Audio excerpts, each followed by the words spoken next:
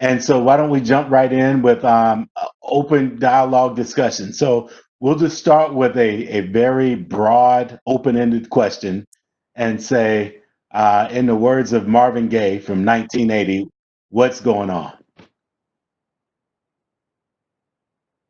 And this is with regards to education in Cobb County and how race is affected. So from your perspective, um, who'd like to step forward first and just kind of I'll tell us jump what's in. going I'll jump in. I appreciate that. Very broadly, I think we can say that Cobb County specifically is a very extreme county. So we have some of the most wealthy citizens in the county, but we also have some of the poorest citizens in our county. We have very diverse in language, very diverse in ethnicity. We have a lot going on, and it requires a special type of attention and leadership to be able to guide a complicated ship this forward in a positive direction. And so I think it's important for us to start looking at where we have blind spots. And too often, the blind spots tend to be around people of color, around our Black children, around our brown children. And so, not that these are the only issues, but sometimes you have to highlight some specifics.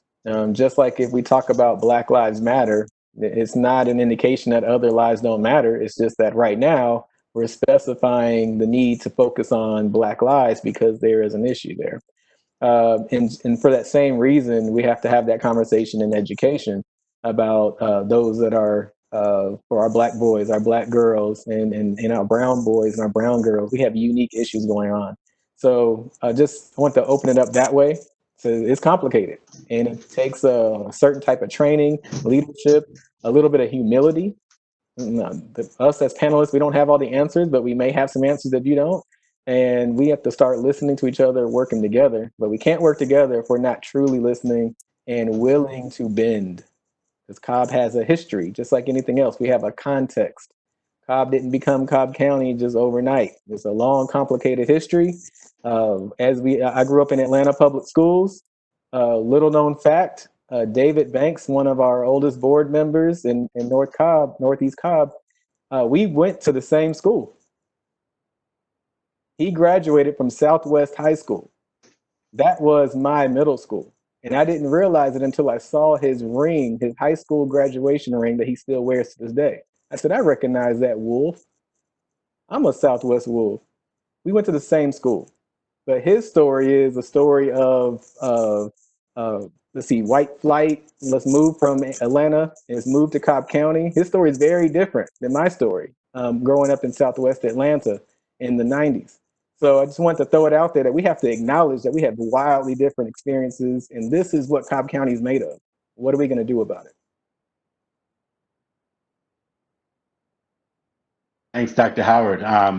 Who else would like to kind of tackle what are you seeing? What's going on in Cobb County?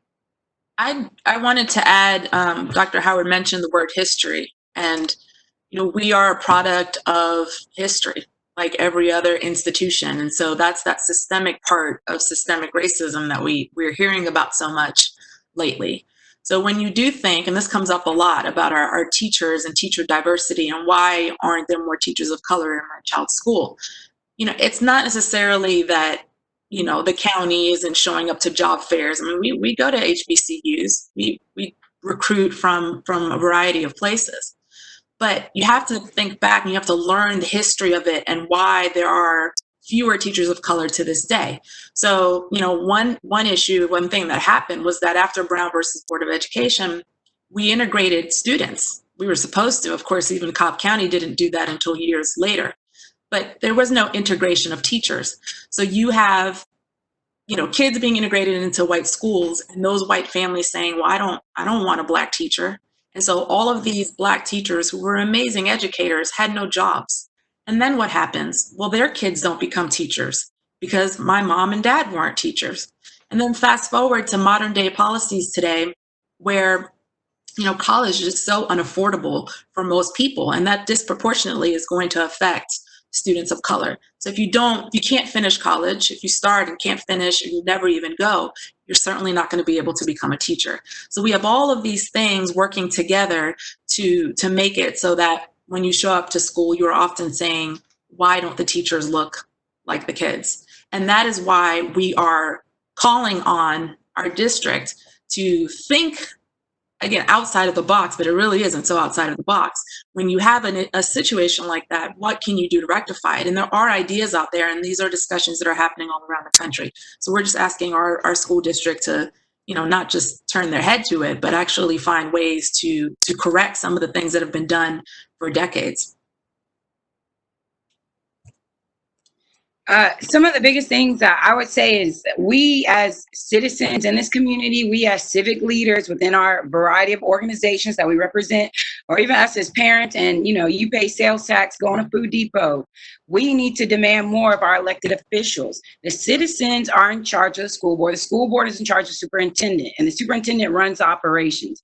So if we see and we notice that things are not justified and things are going wrong for our children, if we know schools that need more social workers don't have a social worker in sight, they have to commute between 4 and 5 different elementary schools.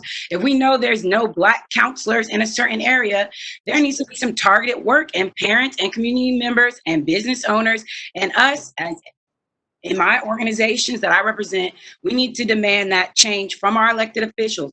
If it's not happening, we need to demand change in that ballot box. And that's just one way. Of course, whoever's elected is still, they work for us. They service our community needs. And so whoever represents, whoever ends up winning school board, whoever's currently in school board, it's important that they are representing the interests of the community, a community that's predominantly in the school system, Black and brown.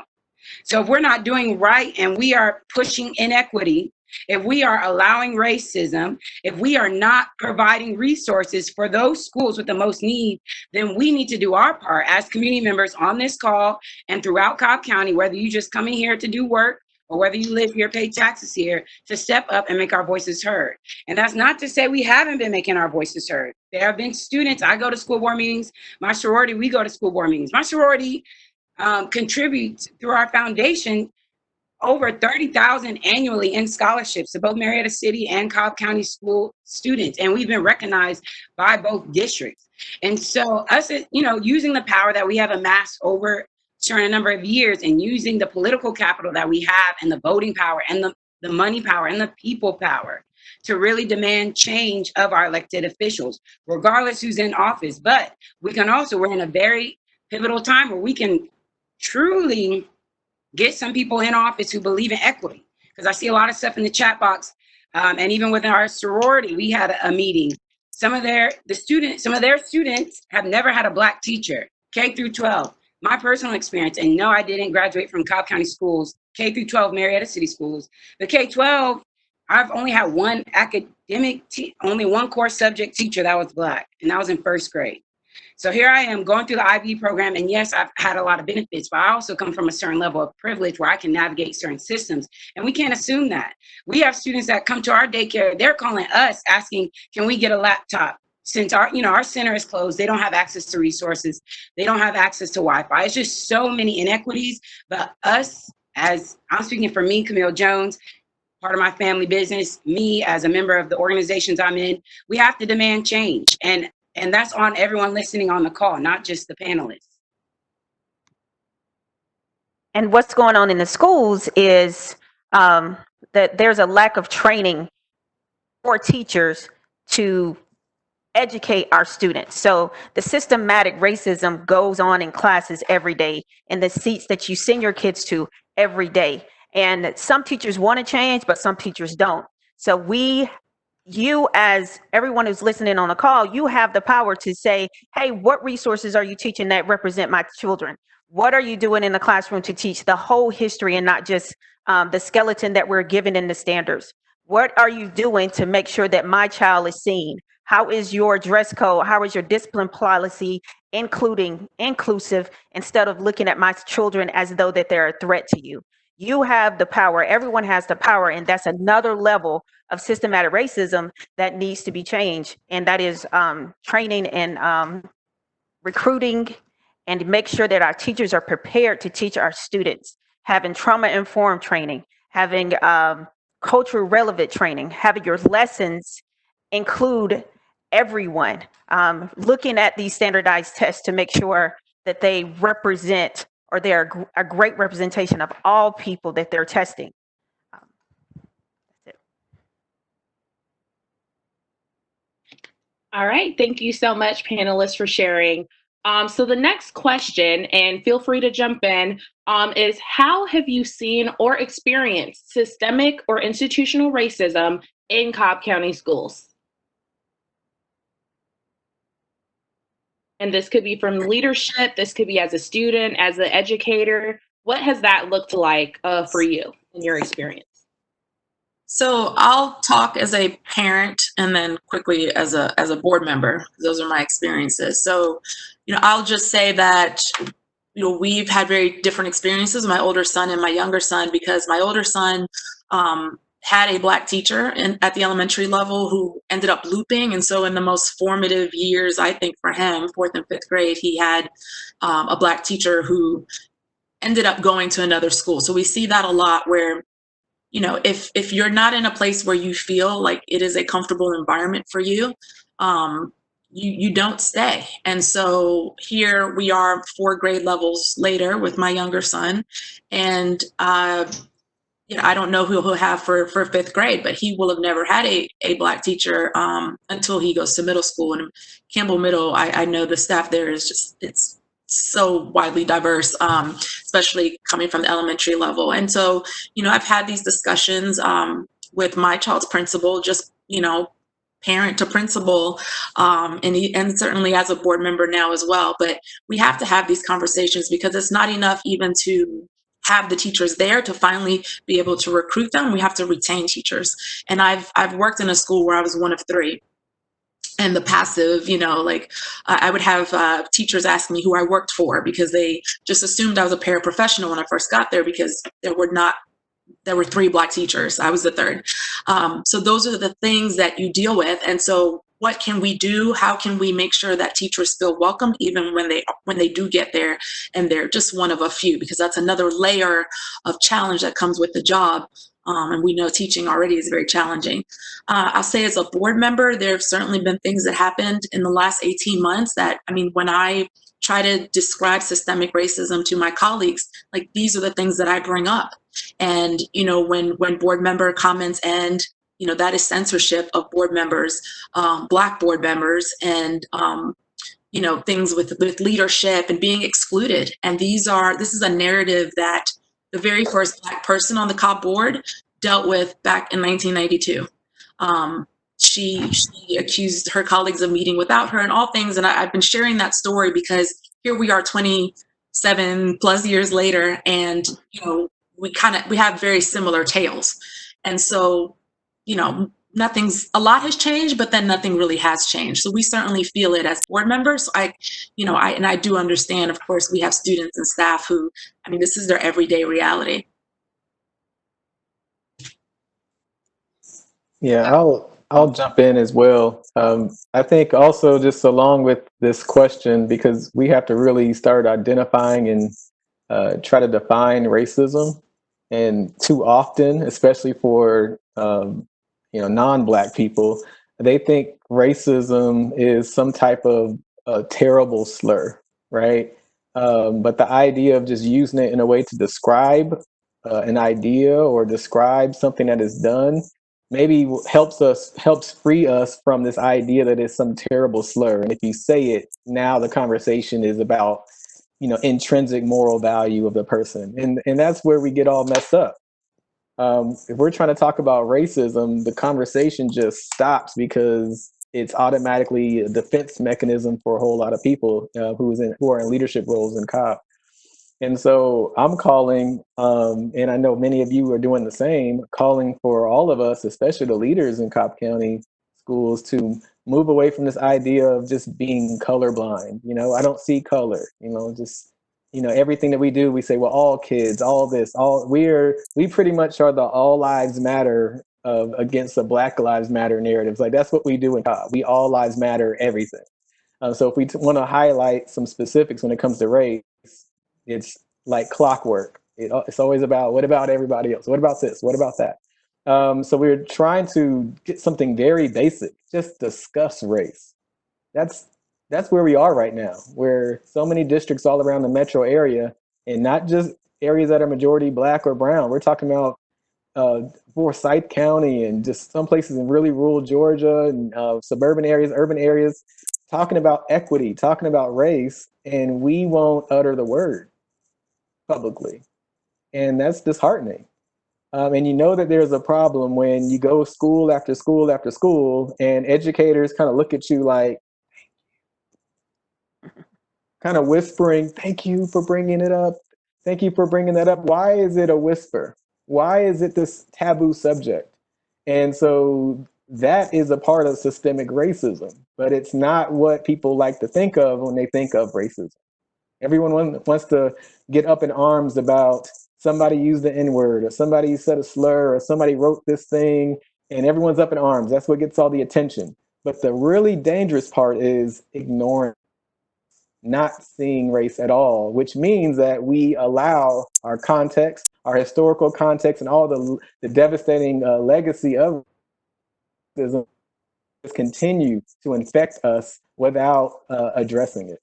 So, and unfortunately, here in Cobb, we literally are at step one, recognizing and saying the thing, recognizing it, and then we can start getting after some solutions, in which some of you had mentioned in the chat box, and we have suggested some. So we'll talk about that, I'm sure, before the end of this call. But we have to recognize it, and if it means everybody on this video chat sends an email to every board member and the superintendent and every, I guess, executive cabinet member, just saying, hey, racism does exist. These have been my experiences. Maybe that can help us to even discuss race.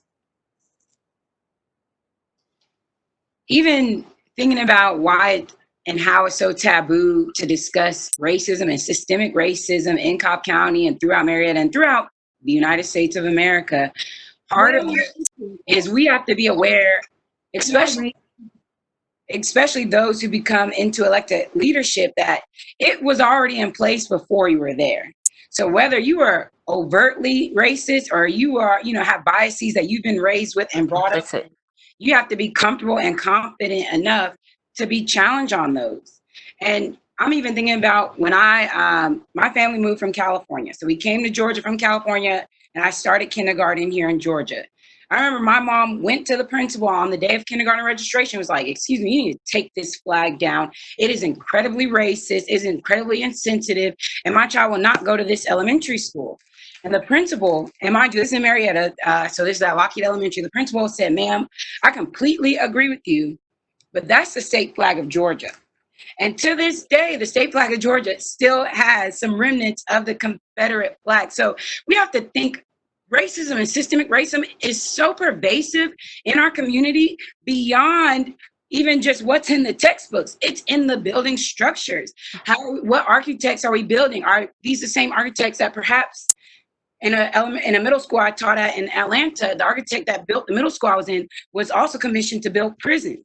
So we're thinking about it's so pervasive beyond just someone saying the N-word in a class. It's beyond, it's so deep. So I think we have to push on our elected leaders to understand that regardless if you are overtly racist, you are covertly racist, or you just have biases that you have not uncovered, we have to all be comfortable to check ourselves. Even us, if you're able to get on the internet right now and look on a computer and you have a MacBook and you have a job and you run on fire during Corona, you have to recognize your privileges that you have. And I think once we recognize that, we can take steps to ensure that we are doing best for the whole community. And so we have to push on our leaders, not only just to talk about racism, but to actually work to undo racism that was there before they were hired, before they were elected, and things that have been in place need to be removed. I'm thinking about Cobb County. I've ran track for a long time. I ran track all through my elementary with Marietta Park and Rec, ran in high school, and you can tell when you're going or when you go to basketball games or when you go to football games, even just the athletic stadiums, how they look. What do the weight rooms look like? You walk into the classroom, maybe you have a band concert, maybe you're doing a competition. There's only certain schools that certain events happen at, and that's for a reason.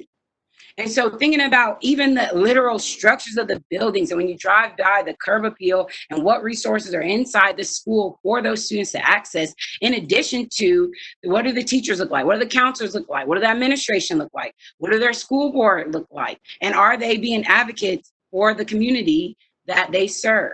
So it's in everything, but we have to be confident and strong enough, not only on us to recognize our privileges and push on others, but to push on those that serve our students and truly do serve all students, to do what's right for all students.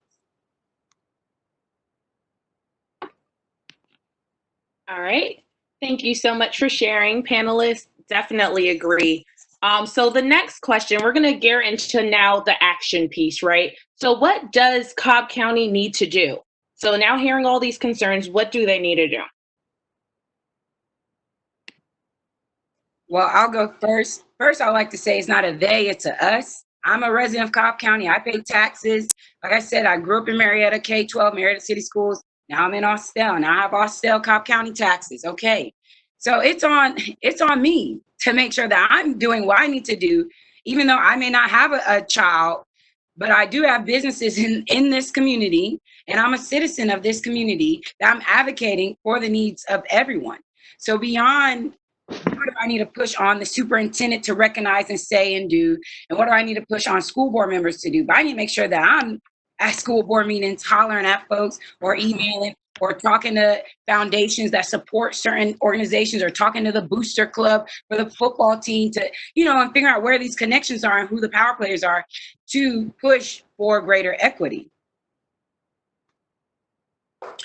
I would love Ms. Samuels to talk more about the training piece. I would point out, though, that I got my certification from Georgia State, and cultural relevancy training was a part of my instruction. And so, it really just depends. You probably that was not an option for you in your coursework when you were in school if you attended another school besides Georgia State, but just to let the public know who may not, that there are places where this is a part of your coursework. And I just wanted to touch in particular, and I know my fellow panelists will get into some of the other ones, but one of the calls to action that we have made to the district is that they seek non-traditional solutions for increasing teacher diversity in all schools. And unfortunately, that one in particular has kind of been taken by some people who want to, get at some ideas there that are just ridiculous, and of course not the case. But what it means is that we have this incredibly diverse student body. 61% of our students are students of color, so the majority.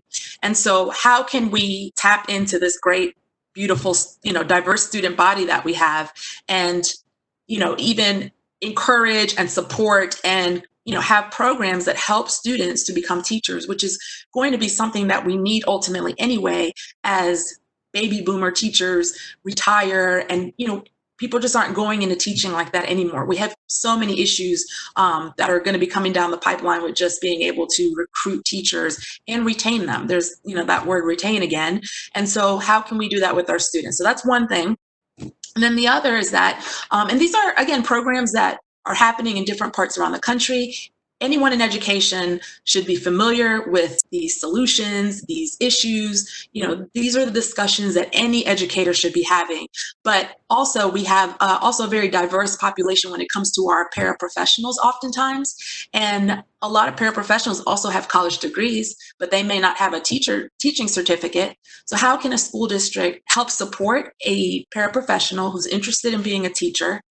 Maybe even just get the teaching certificate. Can we do a cohort where they can go through a program and then they can become teachers? So I know in Marietta, their teacher of the year this year started off her career in Marietta City Schools as a paraprofessional, and she had people say, you would be an amazing teacher. And so how can we do these things, sometimes not even at a huge cost, that will ultimately help us as a district and also, of course, help our kids? Thank you. So I will address teacher training, and it's leveled. New teacher training, the teachers who are currently in school, yes, there's courses on culturally relevance, but it doesn't dig deep. It doesn't talk about how to teach students who have trauma. So trauma informed teaching. So what that looks like is if a Black male in high school, if they get upset because they have suffered trauma in their life, whether they have been pulled over by the police or whether they have an abusive family or whatever. So their trauma may look like them clenching their fist or tensing their bodies. And because they're in flight or flight mode. And for a teacher who doesn't look like him or doesn't understand this trauma informed teaching, then they may look at that student or that child as a threat. So understanding those traumas and what it looks like and how it manifests in the bodies of young people will help. So that's a level of training. Trauma informed training would be vital moving forward. Culturally relevant training, that means that you teach in the way or you present the material. Not only you understand the culture of the students that are inside of your classroom, but you teach in a way that it connects to them. A lot of times people in education, retirement is 30 years. So some teachers have been there many, many years and have done the same thing over and over. And I've heard teachers say before that the kids are getting worse and worse because we're not able to adjust to who's in our class. This generation that's coming up is not like no other. They create their own media. They don't have to, watch commercials. They don't need teachers for information because they can Google it.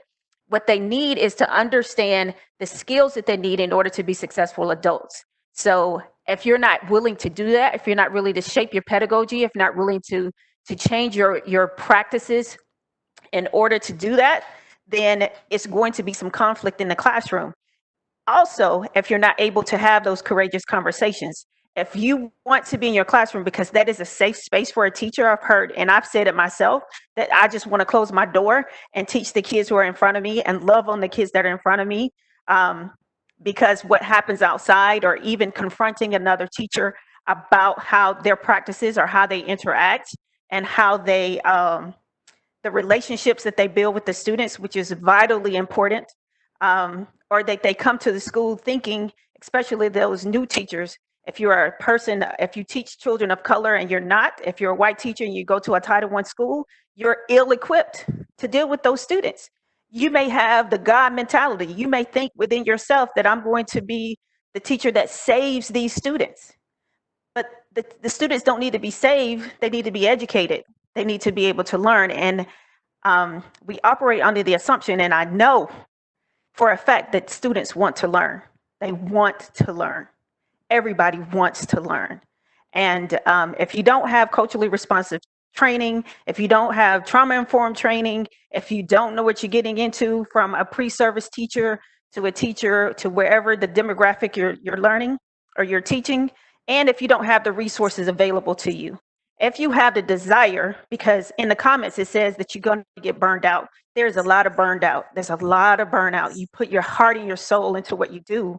But if you don't have the resources readily available to provide to the students, then you're going to get burnt out. So there has to be a safeguard for that. So there has to be from the district down, from those content areas, to provide resources that will be able to support this type of learning, this type of training, this ongoing training. And of course, because we're data informed and we make data informed decisions in Cobb, that we track this information using data. We track this information. We look at and we dig into the discipline data and saying not only who is getting referrals, but who's writing them. Who's writing these referrals? And if there is a problem with a cultural problem with that particular teacher. Now, and then we have to, like Dr. Howard says, to operate in humility. Because when you talk about these things or you talk about somebody's practice, that's very personal to a teacher. So if you're questioning me about my practice, that means you're questioning me. But if we operate in humility to know that what we're saying or what someone is asking of you is only to improve your practice, which only improves how we produce kids and how they become adults, because that's ultimately what we want them to be, is great adults. That if we're all agree that we're one team, one voice, or what, and we're here for school success, that we have to operate in humility. and really put these training processes or training protocols in place for all teachers. Samika, you make some great points, and other panelists have made some amazing points. I know we can go on a lot of different tangents here, good tangents, by the way, not in a negative way. It's just that we have a relationship problem.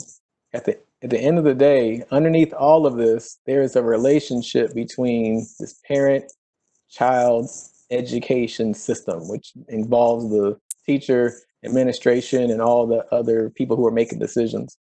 There has to be some type of mutual respect, and it's hard when you feel like you've been disrespected over and over again, especially if you're in a community that feels like it's been slighted. We have some community where they should have gotten a new school 10 years ago, and we're just now getting it now. It should have, whether it could have been on SPLOS 3 if we had better leadership, but instead it's on SPLOS 5.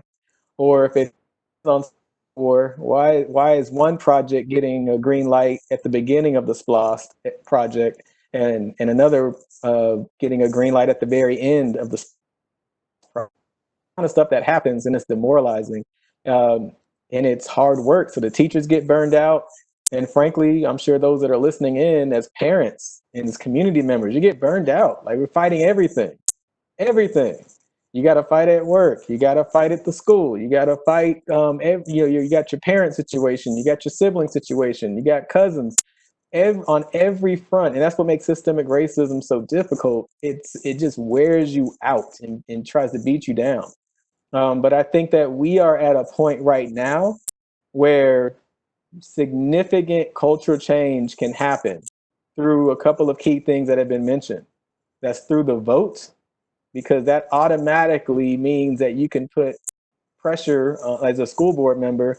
If you have 4 votes versus 3, that completely changes expectations for the superintendent. That is so key, and it's so fundamental to everything else. And then after that, leadership from the top and leadership from the community level have to go hand in hand with a similar vision. So as we try to encourage the superintendent to do what we believe is right and is long overdue, and same effort has to come from the community saying, hey, we are in this now. I know we're tired. I know we feel like we've been getting pushed down for a long time. Let's go at it together. And we can go and chip away at a culture that's been developed over decades, y'all. Decades. So for me, even though it's hard work, it's still motivating.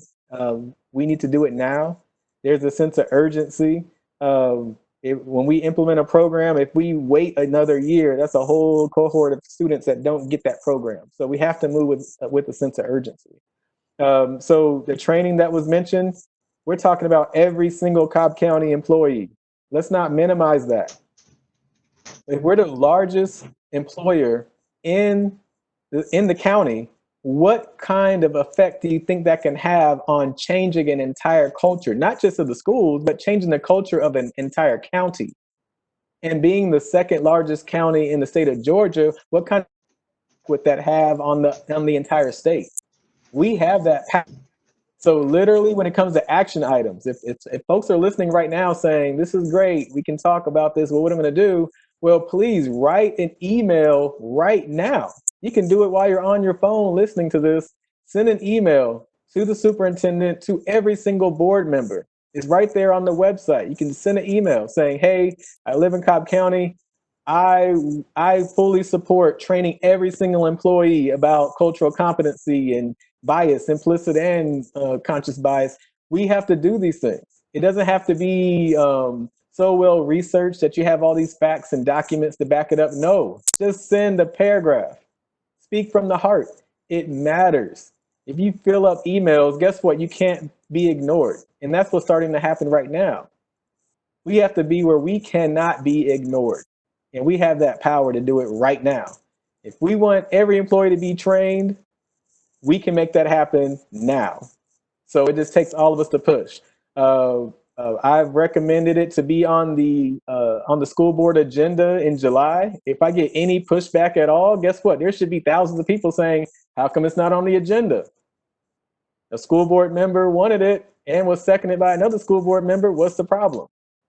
So These are action items that can happen now and mobilizing every organization. Cobb Alphas, AKAs, Atlanta Coalition for Education Equity. Every single organization can push these things, and it will make a fundamental shift in how we do things in Cobb. So that's just one I really, because it gets down to our own police department. The schools we have our own police department. What kind of training are we demanding? But we need to do that as a community. The second thing, and that's one big one. The second thing I'm going to say, our community, we have to value the schools that are in our own backyard. Sometimes we got to have a for real come to Jesus moment with ourselves. How many of us have bought into the idea that schools are better just because the facilities are better? Or just because the demographics are majority upper middle class families?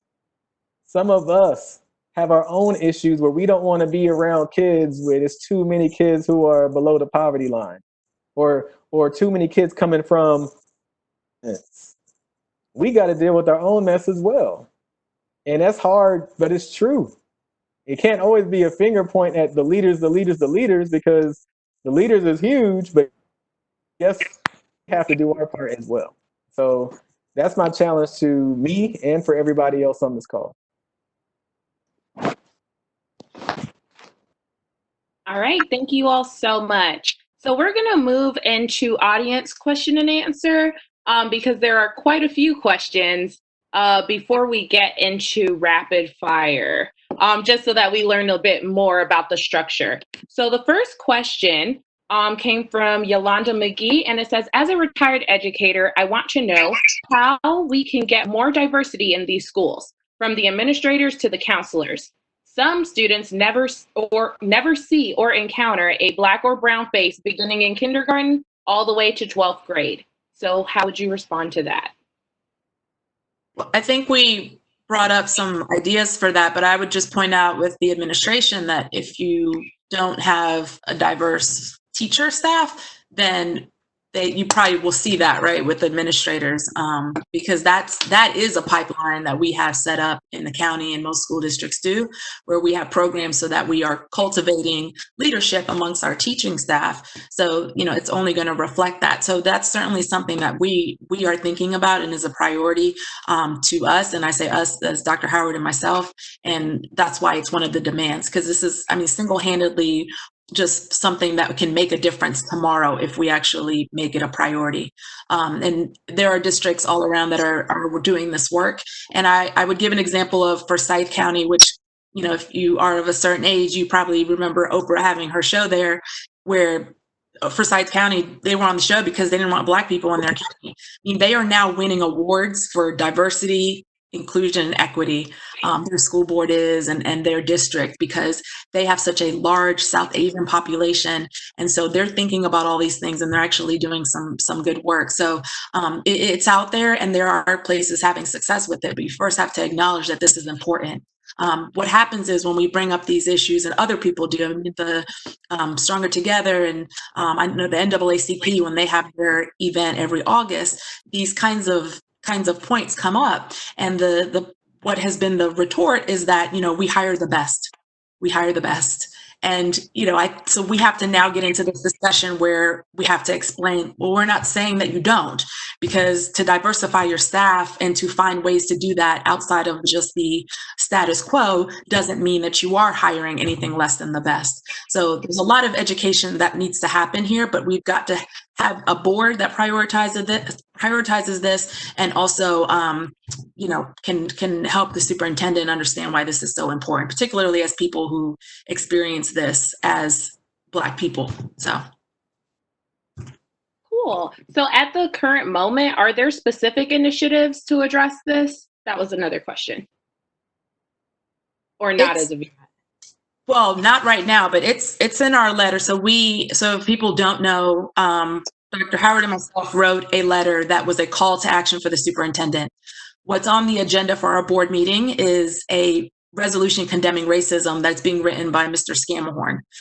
We have not given any input in that, but our point is also that resolutions, there were a lot of them that came out right when Mr. Floyd died, going into early June and even, at the end of May there. And, we're so past that at this point. I mean, here we are a month later from the death of George Floyd. And I think people really want to see action. So a resolution condemning racism is so bare bones. And, the public should know that that's where we are as a district. That's what they're willing to do. But we have submitted a letter that no one else expressed an interest in signing on to or even discussing. So that's where we are, where you have 2 members who are calling for this. But that is literally our second point, 5 of solutions to address systemic racism in Cobb County. It's finding solutions for increasing teacher diversity. All right, so the next question comes from Dr. Arthur Vaughn, and it says, I believe we have to mobilize our collective infrastructure in order to make substantive change. What are your thoughts on this? And if you agree, what are you willing to commit to do to make this happen? So mobilizing our collective infrastructure in order to make substantive change. So I think that's a good question, but I think if I'm understanding the question properly, we're talking about the infrastructure of just people in the community, but then also you have infrastructure of the school system itself. So we have some incredible groups, really smart people, way smarter than me, well organized, way more organized than I am, that are already doing the work. Now it's a matter of pushing at the same thing at the same time. So if we're trying to move a boulder and I push on it, I get tired. And then Nichelle, you come and then you push on it and you get tired. And then someone else comes to push on it. Well, the issue is that we're all pushing on the boulder, but we're not pushing on it at the same time. And we're not pushing on it the same direction. And so we can utilize the infrastructure that exists, especially here in Cobb County, if we can rally around some specific items and specific topics.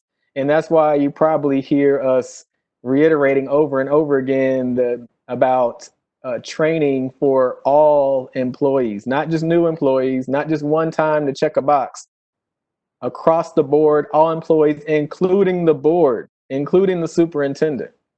Because we had a training on equity that 3 of us attended, and a couple board, an 8-hour training on equity said, whew, I'm glad that's over. Can we move on now? And it never came up, no discussion. So so that's the kind of thing that we have to do. Utilize the infrastructure of groups that are great now, and see if we can laser focus on some specific issues. And that's one. And the other one, of course, is voting. If we can turn out the vote, again, we will not make light of how much of a change that makes to the whole infrastructure of the Cobb County school system. And then we can start changing the culture, right? We start elevating those voices that have been, silenced for so long or minimized for so long. We can start changing the culture that literally has taken decades to perfect. I mean, it's tough, but we can do it. So I hope that answers it in a sense. Thanks, Dr. Howard. And I've been pretty quiet with a little bit of technical challenges and talking to a lot of people who are looking to support. And I'll jump to the question by Brandon Scott, because I've been seeing in the chat a lot of people talking about Black male influence. So he says, hello, I used to be a high and middle school science teacher, and the burnout was one of the things that got to me. The major issue and question I have is, how can we get parents involved and active in their children's education? I saw that question in the chat, and so I'm glad you brought it up. I just, and I know fellow panelists will have other things to say, but I just want to stress the idea of how everything is so connected. And I would argue that so many of our parents are just trying to survive.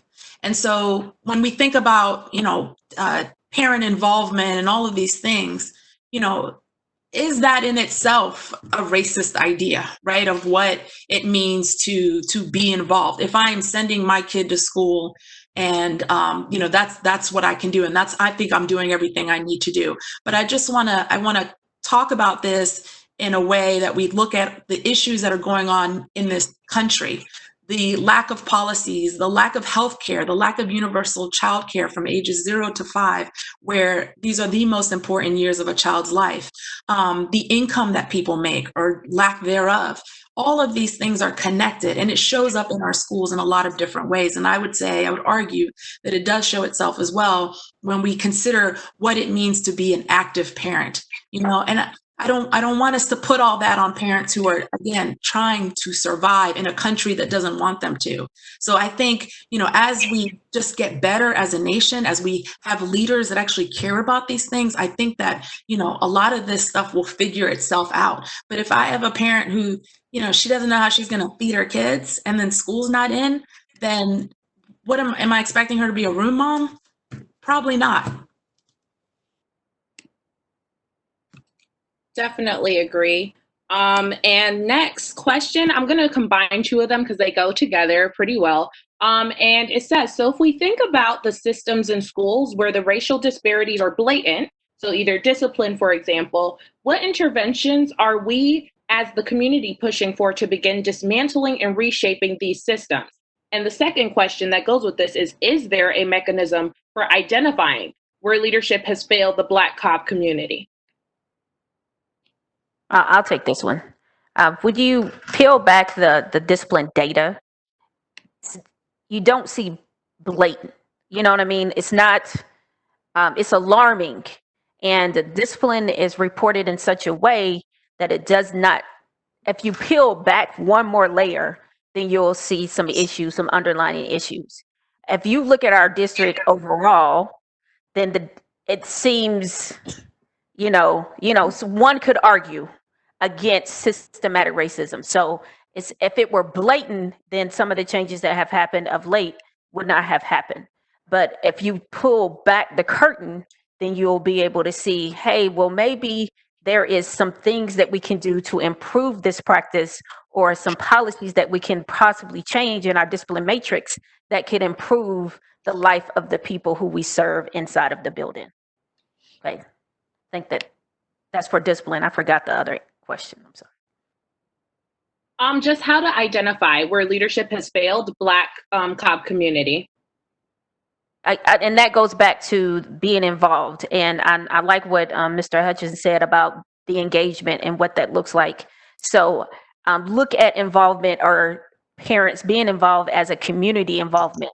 So it's not just the school, it's also at the town hall meetings. It's also doing community service in your community. So you becoming a part of the community, and it makes you more connected to the school. It's the interconnectedness that we need as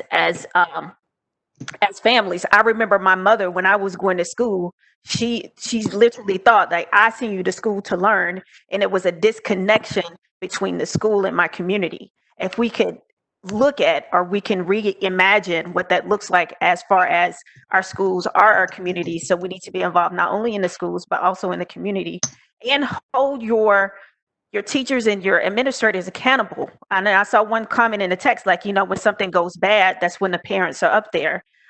We don't do a great job at school to let parents know when things go well, but that's one more thing that we're asking teachers and administrators to do. So become involved, but the kind of involved, like, I love getting emails from parents. And if that's all you can do, then I'm going to meet you where you are. And I'm not going to judge you if you are not at every PTSA meeting. I hope I answered the question. You did. And one thing I would like to add, and again, I've served on several school councils and on the facilities and technology committee, but we got to make sure that we're addressing not just Black, but Black and Brown disparities, because I mean, we're all in this together, that our children are suffering. And I think that, especially if we're talking about the composition of the board, or if we're talking about who's looking after our communities, I guess the lack of attention or lack of investment affects both communities equally, in a disadvantaged way. So want to make sure that we're reaching out, and spending time talking and engaging with our Latinx or Latino or Latina friends, to make sure that we're helping, them address some of the issues as well. And so with that, one of the questions is, are there any policies or legislation at the local, federal, or state level that focus on recruitment or retention? And this is of African American, but I'm going to say of African American or Latin teachers.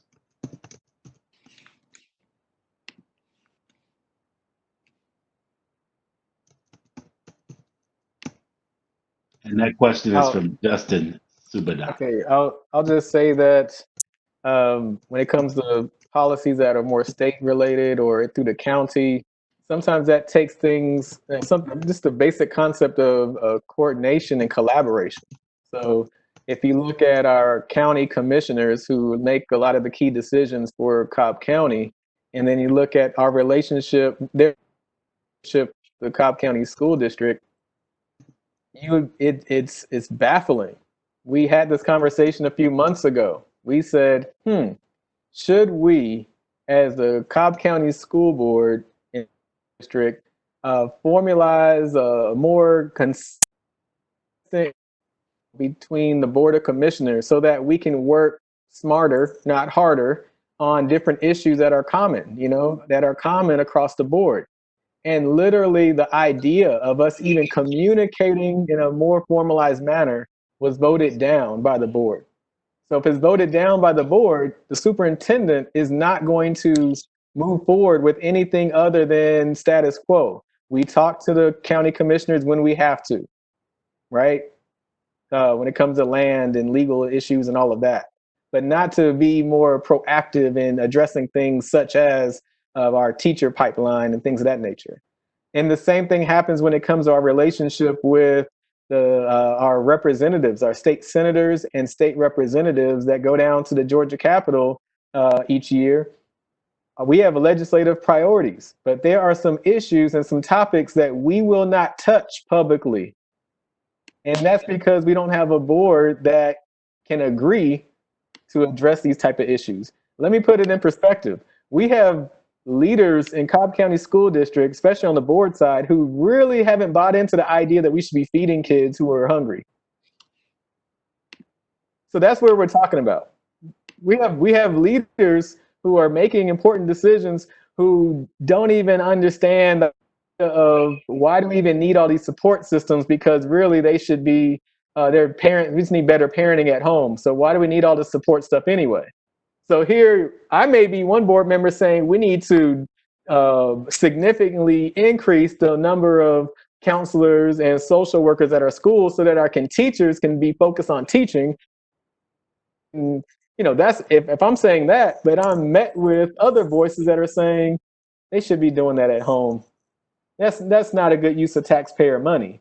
But then in the same breath, if we want to spend $1 million on some random property on something that's not critical, then it's like, maybe we should make an offer for this. So maybe, just throwing around money. I was like, hold on, what happened to the fiscally conservative that? So that's the kind of stuff that's happening at the highest levels. And listen, y'all, I'm not bashing. We do a lot of things right in Cobb, but we have some major blind spots. And so some of the things that are coming up in the questions, they are the leaves and the branches, but the issue is so fundamental. It's so even more fundamental than that. It's at the root of all of this is that we have a culture that's dangerous for some of our students. Usually ends up being our Black and brown students at the end that get the low end of that. And so that's where we have to go. Leadership, and then also talk about just changing the culture, the fabric intentionally through a strategic plan. So that's something that we have to do. And teachers will buy in, and so will the community. So I hope that makes some sense, but it's a lot of work, y'all. It's more than what you see. It does. So thank you. And just so everybody knows, we have about another 5 minutes of questions. So if you got burning questions, try and get them in, because we've got to get to action items.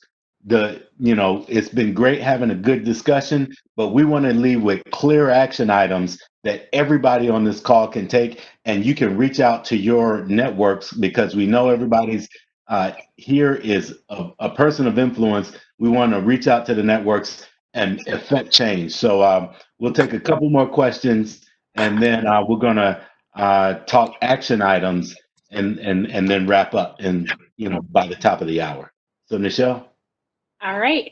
So, Dr. Howard, you just mentioned strategic plan, and we had a question on that in the chat. And it says each school district had to submit an equity plan to the DOE. Each district was supposed to include it in their strategic plans. So, what does that look like for Cobb? What was included in the Cobb County School District latest strategic plan? I'll take that, Nichelle, because Thank I you. started less Hey, comments, yeah. and I did read. It's actually in our ESSA, ESSA plan that was given to the federal government as well. You will find equity mentioned in documents where we had to. Now, because we're working on the new strategic plan, I will tell you it is not in there. And the district, and I mean, I hate to have to say this, but I think you all will see how just honest and real Dr. Howard and myself are and have been, but they will not say the word equity. I don't know what else to say about just how much there's no interest in this work. Equity has been treated as if we were running around a year ago talking about Black Lives Matter. That's how I feel about it. I actually had someone not affiliated with the board, but someone who, works with the district in other capacities, but he asked if I could use another word. So that is what's out there. That's what we're dealing with. And so, when we talk about voting, it's not just lip service. And I know it can feel like it doesn't matter, but it does, And so, I just want everybody to kind of frame all the things that we're talking about in that we are working within a district that will not publicly discuss the words equity. And so that's very hard, but then we also know what we need to do, I think. All right, thank you. And the last one we'll get to. I'll add one thing to that too, because you make some great points already. It's just that when it comes to things that are required, like documents that are required by the state and by the federal government, at the end of the day, you can make numbers say almost anything you want. And you also, in the numbers that are critical to actually do the work, you can bury those numbers in other numbers. And when you have a huge school district like ours, we have a way of kind of guiding attention to numbers that we want and then burying numbers that we don't want discussed. And for those that have even tried to get really detailed discipline data broken out in certain ways, how hard it is just to get access to it. I mean, the culture is that we don't want to openly talk about things that don't look good. I mean, we can get down even when it comes to special education and all kind of stuff. It's not just race. It's the hard conversations. We have a culture of not wanting to have difficult conversations or conversations that might make us look bad or take off a little bit of our shine. We would rather not talk about it openly. We may do some of the work, but we'll do it in the shadows. We'll do it piecemeal, but we won't make it a comprehensive thing where everybody knows and sees in the light of day. And that is a culture that we have in Cobb County. And so that's what we're chipping away at. So race ends up being one of many other deep fundamental changes that we have to make. And at the end of the day, can we talk about difficult issues and move forward together? And if you don't talk about them, it's hard to implement the changes. So, Michelle, I want to share something with everyone that was in the MDJ today. I have to stay away from that paper, but this is what one of our colleagues said just today. He said the calls are manufactured and a politicized movement by Democrats. All these emails we're getting about racism and changing the names of the schools is 100% Democrats. I haven't seen a Republican say anything yet. It's a Democrat organization, and to me, it's kind of silly. So he's talking about ACE because of the emails we've been getting. It's kind of silly. That's the message. Well, wonderful. They'll get some more from us today. So moving to the next portion, because we're going to start wrapping this up, we are going to get into rapid fire. Now, what this was just some commonly asked questions to our board members or community members, and understanding the roles within the system, like who handles what. So we're going to get right to it. So next. All right. So why does my school look like this? So we're talking about the building, the structures, and the answer who deals with that is the school board /district, for capital projects and construction, and then the principal/foundation for beautification projects. And actually, I'm turning this over to Sharice and Jaha to give you more additional detail. So, Yeah, this is a big one because if you just drive around the district, you'll just see like a trend. Like some schools look really old and broke down, and other schools look so new and pretty. Like, what's going on here? And it is a compounding issue. What you see, kind of like with Osborne High School, this is a SPLOST 4 project. We're talking about a project where the notebook was put together to even do the project was like 6-7 years ago, and the discussion started 8 years ago. I mean, this is SPLOST 4, y'all. We're in SPLOST 5. So what you see is an extension of leadership from sometimes 5, 10, or 15 years ago. That's how long it takes to really get things going, right? And so the other thing is the compounding effect of foundations that have a population of parents that are giving, right? So if you have literally, if they can raise $100,000 in 10 years, that's $1 million. So that means that this school has had $1 million worth of investment from the foundation that has nothing to do with the Cobb County school system. That's just parents. So this is why it's important to really just dig in our own backyards if humanly possible, because unfortunately our parents that are more financially flexible, we tend to run to an area where there's a bunch of other parents that are financially flexible instead of rallying together as a community and building up our own backyards. So I think that's a quick enough answer for that. all right, thank you. So the next one. All right, I'm concerned about students and tracking. So who deals with that? And the answer, the superintendent. I think with this, and this is something like officially tracking doesn't exist anymore. I think a lot of us remember this maybe from when we were kids, but I say officially, it doesn't. We all know that we have programs within the county, including Magnet, where it seems like a lot of them, are the student body is different than even the school. So for example, at Campbell High School with the IB program, and people, they pay attention to these things. And one of our points in our letter had to do with standardized test scores and reevaluating using those as a requirement. Now, again, talking about the education and historical parts of it, that is because standardized tests are inherently biased, and there are all kinds of journal articles and just articles period that will explain more of that. But if we're using a biased exam to then say who gets to be in a magnet or who gets to be in gifted, and I mean, again, these are discussions happening all around the country, so there's nothing different or new about trying to have it in Cobb County. We just have to realize, understand and acknowledge that this is a problem, and then that way we can solve it. But I mean, it's really on the superintendent to figure out our programs and how the tests fit into those. All right, next one.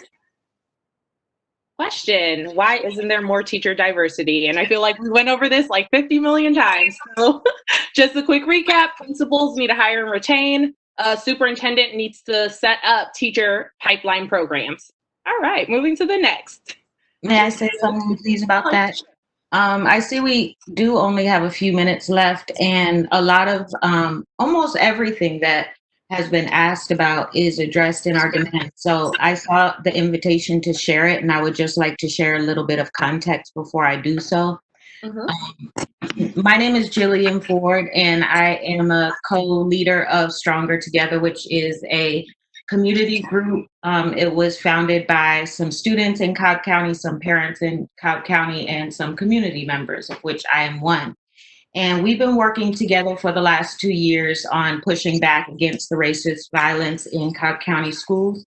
And in the wake of, well, at this moment, we were actually really approached by several folks from the group La Gente de Cobb. And I know people spoke earlier about coalition building and intergroup relationships. So they really did reach out, and they, said that they could offer support for a Black Lives Movement inspired action, basically, to take advantage of this time. So together we have crafted a list of demands. The wild part is that we were actually going to launch it today on change.org as a petition at 6 o'clock, because apparently that's when there's a lot of people on the internet.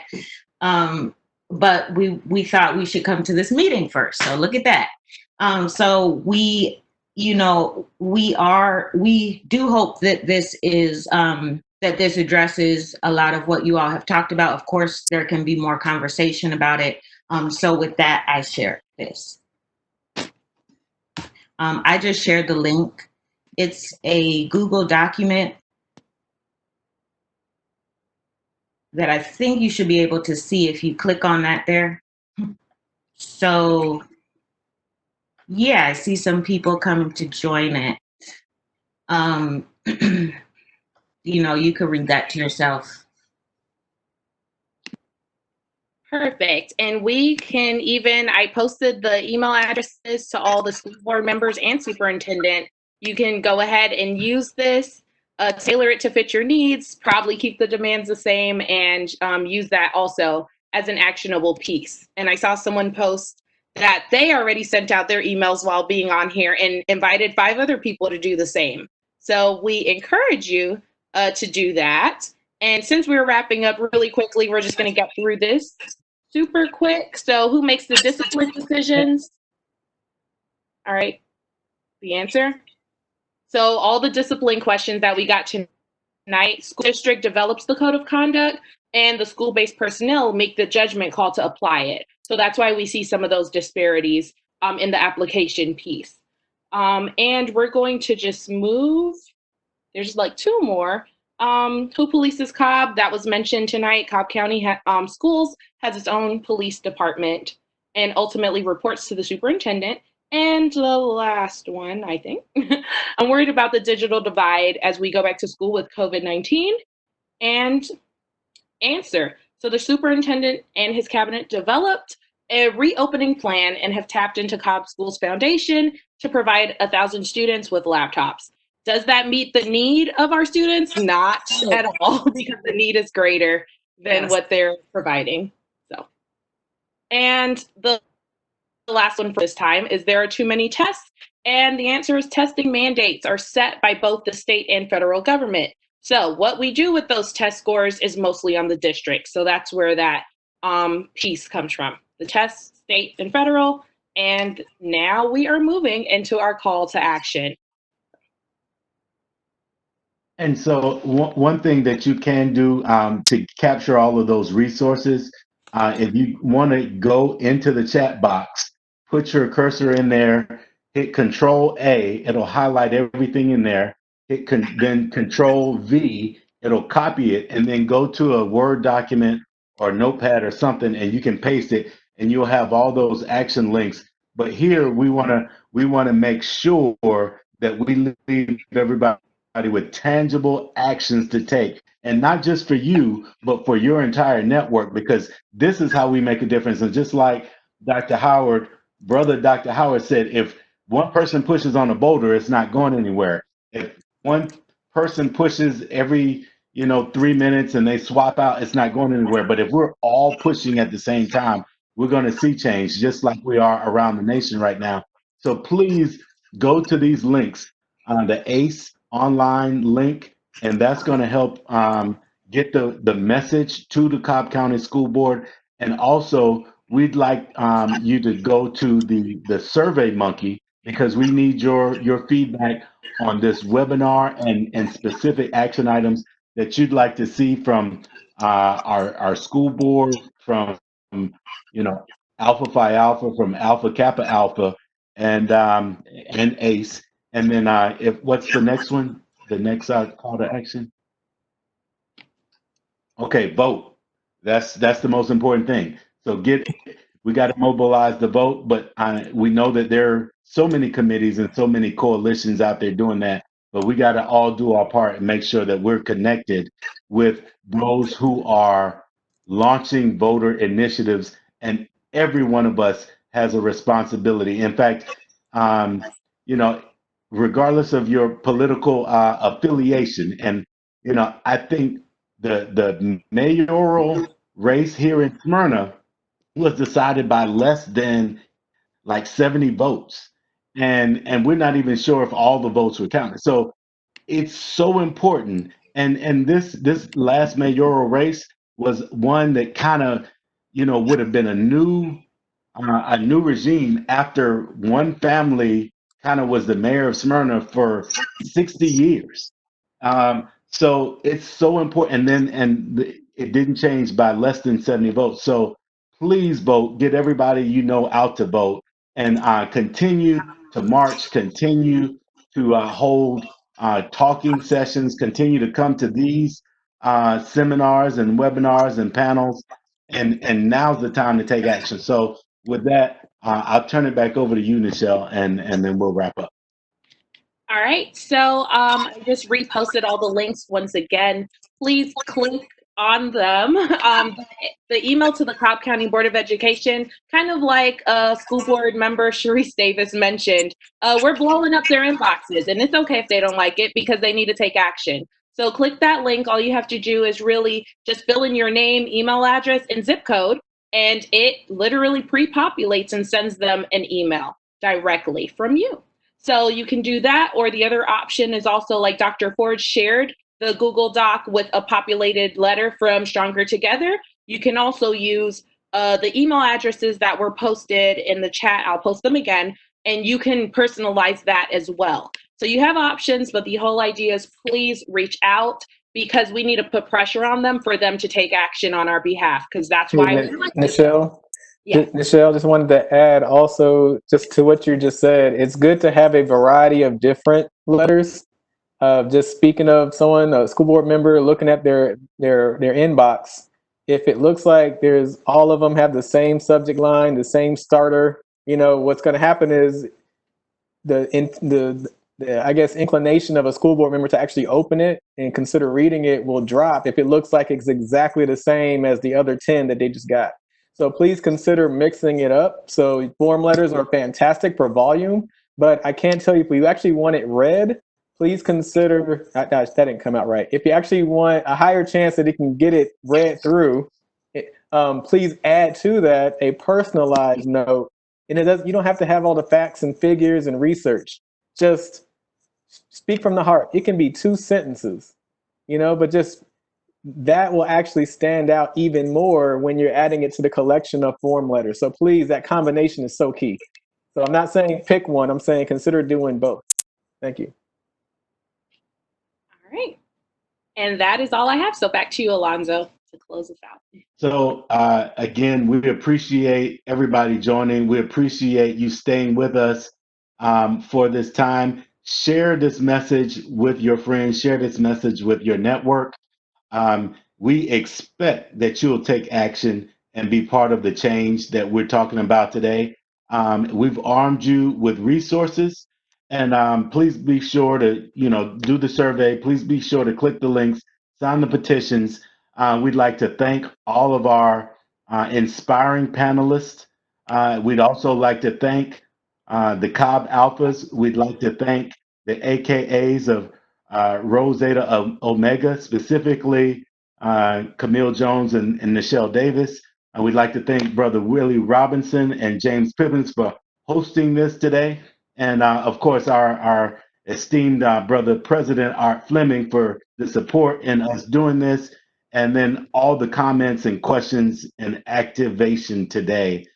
So please, this is part of a series. Every third Thursday, we have a talk on various issues. The next one is criminal justice, Thursday, July 16th, 5:30 p.m. So please be a part of addressing systemic and institutional racism in our community. Thank you for coming out.